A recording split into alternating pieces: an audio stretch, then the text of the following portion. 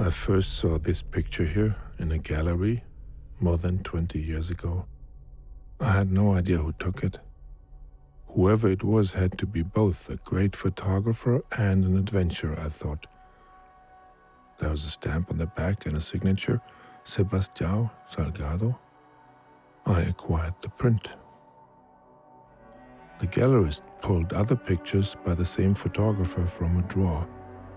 What I saw profoundly moved me, especially this image here, a portrait of a blind Tuareg woman.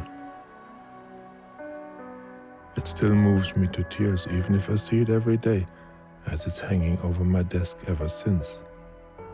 So one thing I knew already about this Sebastião Salgado, he really cared about people. That meant a lot in my book. After all, people are the salt of the earth.